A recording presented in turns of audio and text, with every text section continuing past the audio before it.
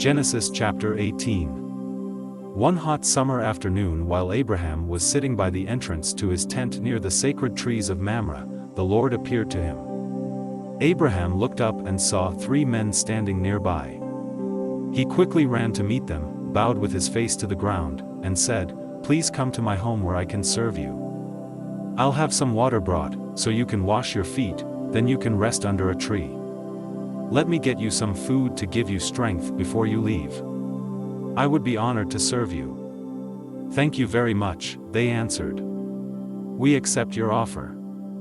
Abraham went quickly to his tent and said to Sarah, "Hurry. Get a large sack of flour and make some bread." After saying this, he rushed off to his herd of cattle and picked out one of the best calves, which his servant quickly prepared. He then served his guests some yogurt and milk together with the meat. While they were eating, he stood near them under the tree, and they asked, "Where's your wife Sarah?" "She is right there in the tent," Abraham answered. One of the guests was the Lord, and he said, "I'll come back about this time next year, and when I do, Sarah will already have a son." Sarah was behind Abraham, listening at the entrance to the tent. Abraham and Sarah were very old, and Sarah was well past the age for having children. So she laughed and said to herself, "Now that I am worn out and my husband is old, will I really know such happiness?" The Lord asked Abraham, "Why did Sarah laugh? Does she doubt that she can have a child in her old age?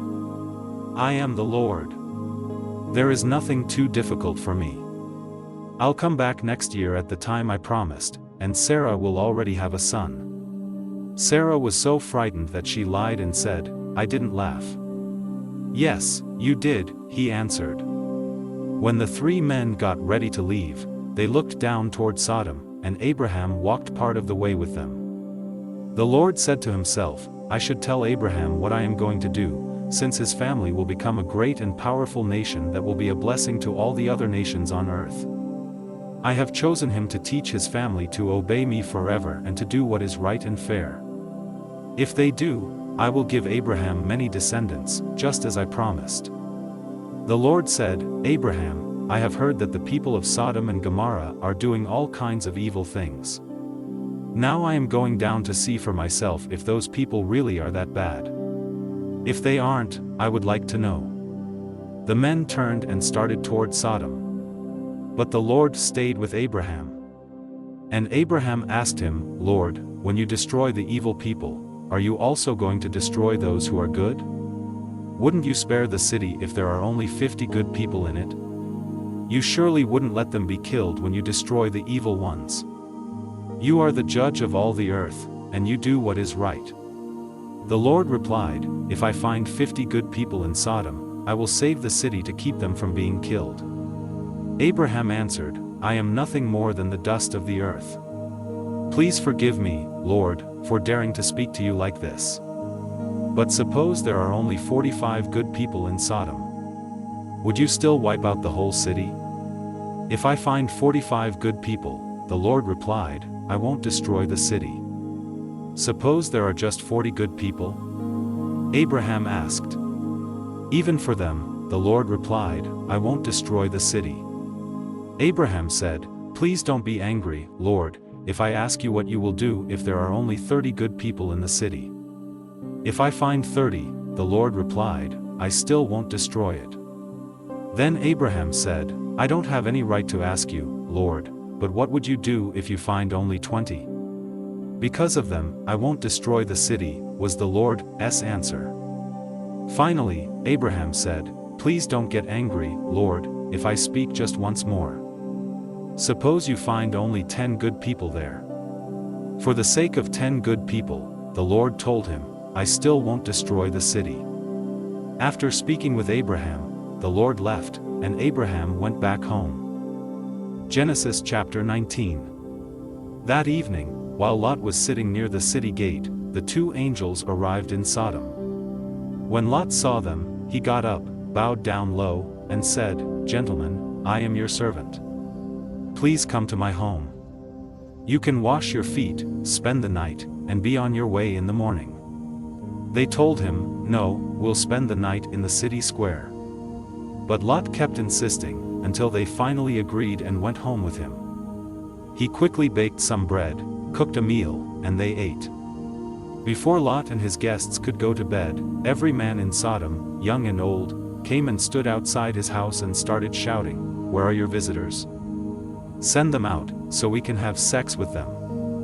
Lot went outside and shut the door behind him.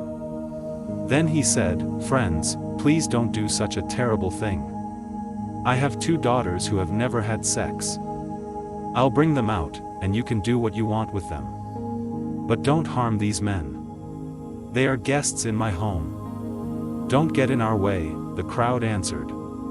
"You're a foreigner. What right do you have to order us around? We'll do worse things to you than we're going to do to them." The crowd kept arguing with Lot. Finally, they rushed toward the door to break it down. But the 2 angels in the house reached out and pulled Lot safely inside. Then they struck blind everyone in the crowd, and none of them could even find the door. The 2 angels said to Lot, "The Lord has heard many terrible things about the people of Sodom, and he has sent us here to destroy the city. Take your family and leave. Take every relative you have in the city, as well as the men your daughters are going to marry." The 2 angels said to Lot, "The Lord has heard many terrible things about the people of Sodom, and he has sent us here to destroy the city. Take your family and leave. Take every relative you have in the city, as well as the men your daughters are going to marry." Lot went to the men who were engaged to his daughters and said, "Hurry up and get out of here. The Lord is going to destroy this city." But they thought he was joking, and they laughed at him. Early the next morning the 2 angels tried to make Lot hurry and leave. They said, "Take your wife and your 2 daughters and get away from here as fast as you can. If you don't, every one of you will be killed when the Lord destroys the city." At first, Lot just stood there. But the Lord wanted to save him. So the angels took Lot, his wife, and his 2 daughters by the hand and led them out of the city. When they were outside, one of the angels said, "Run for your lives. Don't even look back.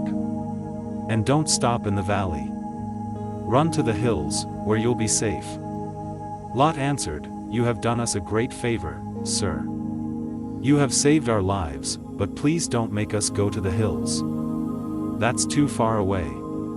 The city will be destroyed before we can get there, and we will be killed when it happens." Lot answered, "You have done us a great favor, sir. You have saved our lives, but please don't make us go to the hills. That's too far away. The city will be destroyed before we can get there, and we will be killed when it happens. There's a town near here. It's only a small place, but my family and I will be safe, if you let us go there." "All right, go there," he answered. "I won't destroy that town. Hurry. Run. I can't do anything until you are safely there." The town was later called Zor because Lot had said it was small. The sun was coming up as Lot reached the town of Zor, and the Lord sent burning sulfur down like rain on Sodom and Gomorrah. He destroyed those cities and everyone who lived in them, as well as their land and the trees and grass that grew there. On the way, Lot's wife looked back and was turned into a block of salt. That same morning Abraham got up and went to the place where he had stood and spoken with the Lord. He looked down toward Sodom and Gomorrah and saw smoke rising from all over the land. It was like a flaming furnace.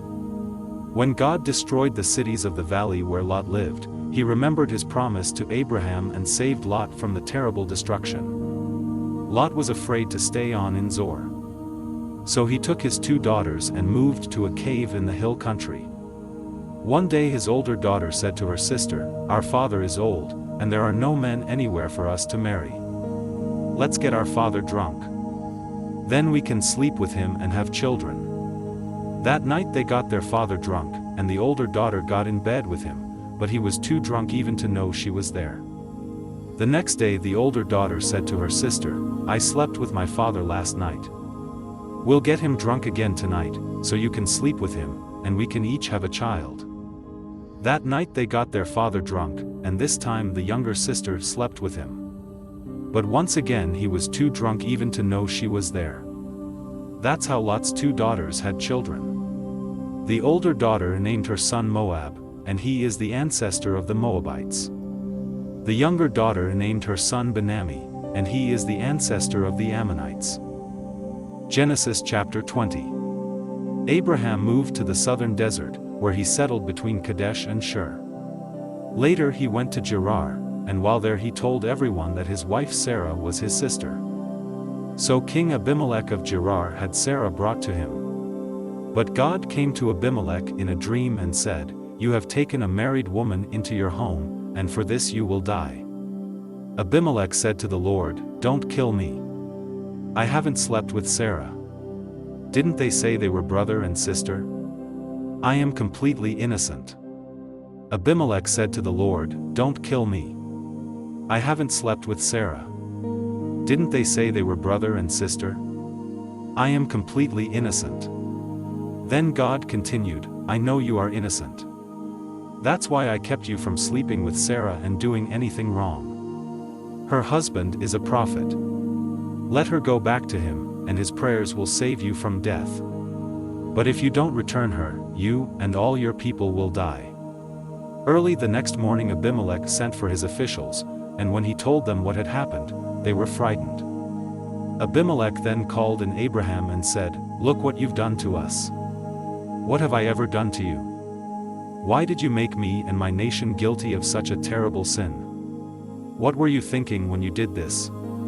Abraham answered, "I did it because I didn't think any of you respected God, and I was sure that someone would kill me to get my wife.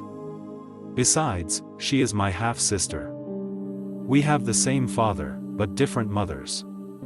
When God made us leave my father's home and start wandering, I told her, 'If you really love me, then tell everyone that I am your brother.'" After Abimelech had given Abraham some sheep, cattle, and slaves, he sent Sarah back and told Abraham he could settle anywhere in his country. Then he said to Sarah, "I have given your brother 1,000 pieces of silver as proof to everyone that you have done nothing wrong." Meanwhile, God had kept Abimelech's wife and slaves from having children. But Abraham prayed, and God let them start having children again. Meanwhile, God had kept Abimelech's wife and slaves from having children. But Abraham prayed, and God let them start having children again. Genesis chapter 21 verses 1 to 21. The Lord was good to Sarah and kept his promise. Although Abraham was very old, Sarah had a son exactly at the time God had said. Abraham named his son Isaac, and when the boy was 8 days old, Abraham circumcised him, just as God had commanded. Abraham was 100 years old when Isaac was born, and Sarah said, "God has made me laugh. And now everyone will laugh with me." Who would have dared to tell Abraham that someday I would have a child? But in his old age, I have given him a son. The time came when Sarah no longer had to nurse Isaac, and on that day Abraham gave a big feast. One day, Sarah noticed Hagar's son Ishmael playing, and she said to Abraham, "Get rid of that Egyptian slave woman and her son. I don't want him to inherit anything. It should all go to my son." One day, Sarah noticed Hagar's son Ishmael playing, and she said to Abraham, "Get rid of that Egyptian slave woman and her son. I don't want him to inherit anything. It should all go to my son." Abraham was worried about Ishmael. But God said, "Abraham, don't worry about your slave woman and the boy. Just do what Sarah tells you. Isaac will inherit your family name, but the son of the slave woman is also your son, and I will make his descendants into a great nation." Early the next morning Abraham gave Hagar an animal skin full of water and some bread. Then he put the boy on her shoulder and sent them away. They wandered around in the desert near Beersheba, and after they had run out of water, Hagar put her son under a bush. Then she sat down a long way off, because she could not bear to watch him die. And she cried bitterly.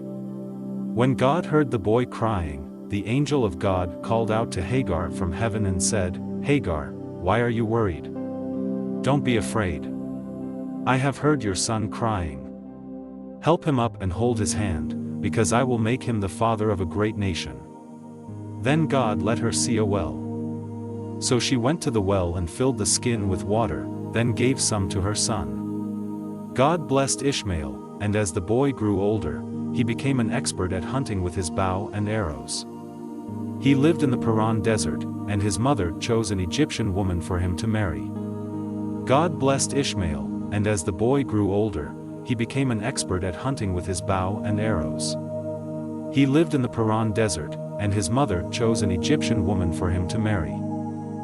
1 Chronicles chapter 1 verses 28 to 31. Abraham was the father of Isaac and Ishmael. Ishmael had 12 sons, who were born in the following order: Nebaioth, Kedar, Adbeel, Mibsam, Mishma, Dumah, Massa, Hadad, Tema, Jetur, Naphish, and Kedemah.